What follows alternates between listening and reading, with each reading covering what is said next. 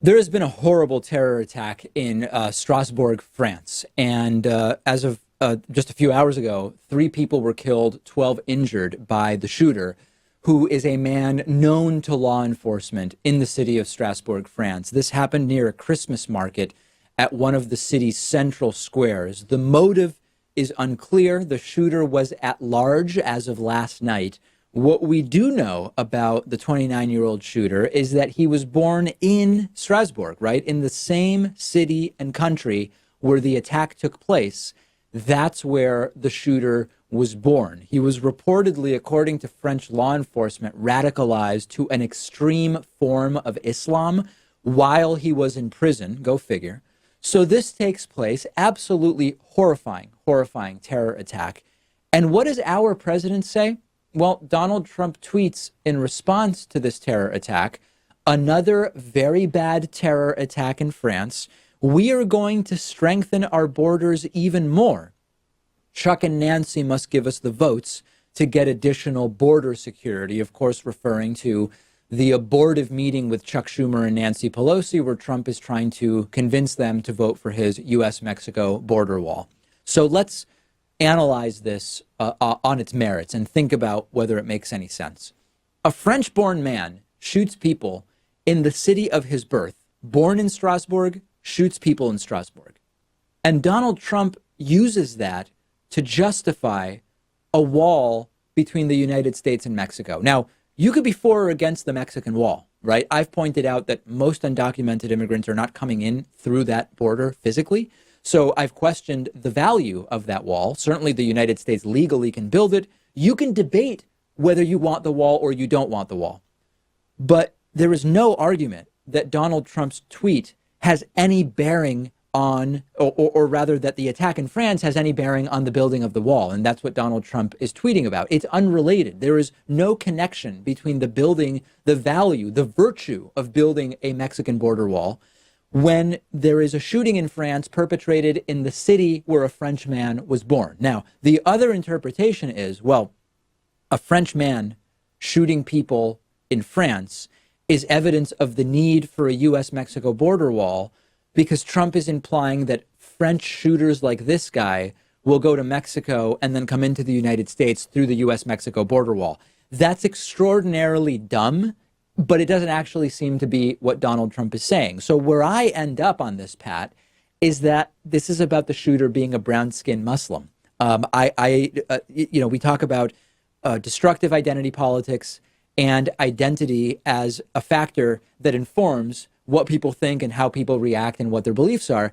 Anyone who pays attention to this show knows that I don't dance around, I don't obfuscate that most terror in the world is committed by men who are Muslim. I have no interest in hiding that or apologizing for it. It's just the truth. In this case, though, Donald Trump is taking advantage of this imagery of a brown-skinned Muslim man radicalized in a French prison to talk about building a U.S.-Mexico border wall. What other connection is there, Pat? Brown people in Mexico and a brown guy did the shooting. I can't think of any other way in which that shooting relates to the U.S.-Mexico border wall. And offhand, I can't think of any instance where a terrorist from Mexico or another part of Latin America came here through undocumented immigration and committed an act of terrorism here in the United States. Now, I'm sure there are some, but there certainly isn't any example that comes to mind offhand. I think he makes the argument, though, that someone from the Middle East is going to somehow make it over to Latin America and then come up and cross the border illegally. Now, why they would do that, I have no idea, but that's the argument that he's been trying to make. Yeah, no other explanation really makes sense that it's in one way or another, either the way Pat suggested or the way I'm suggesting, related to the fact that this was a brown-skinned terrorist. Because remember, after the Florida high school shooting, after the Thousand Oaks shooting, after the Pittsburgh synagogue shooting, and many others which have also had nothing to do with people coming to the United States, Trump said nothing about the wall because the perpetrators were white. No wall anywhere would have prevented what happened in France. No wall would have prevented the incidents that Donald Trump chooses not to make about the U.S.-Mexico border wall. So using it to justify walls is silly, except for the fact that the guy is brown. And of course, this also ignores that in the United States, since every country has its own problems, most of the terrorists in the United States are domestically born white men. I mean, I know people don't like to hear that. There are people who consider themselves realists of different kinds who don't like to hear that, but that's the reality. And so we have an increasingly desperate Donald Trump. The shellacking that he got from Nancy Pelosi and Chuck Schumer in the Oval Office on Tuesday really left him rattled, and he's making even less sense than usual. And this is what we get. Strasbourg-born man shoots people in Strasbourg. Clearly, the United States needs a U.S.-Mexico border wall. If there is another more charitable interpretation of this that I've not mentioned, get in touch, because I have no interest in unfairly criticizing this. I think we've sort of explored all of the possibilities about what was going on in Trump's mind here. Today's program was made possible in part by Blinkist.com/Pakman. I love Blinkist. It's the really perfect app for anybody who likes politics and learning. And if you're watching or listening to the David Pakman Show, I'm sure you love politics and learning. And what Blinkist does is take the best and most popular nonfiction books, they condense them into 15-minute audiobooks that you can listen to in one sitting, and you can learn about politics, philosophy, psychology, economics.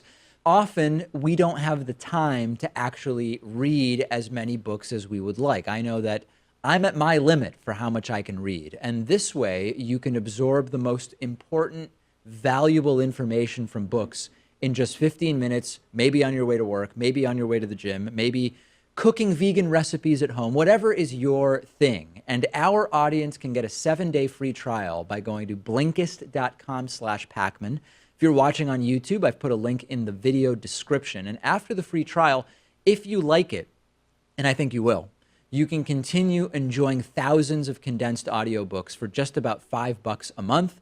You can go to blinkist.com/PAKMAN to sign up.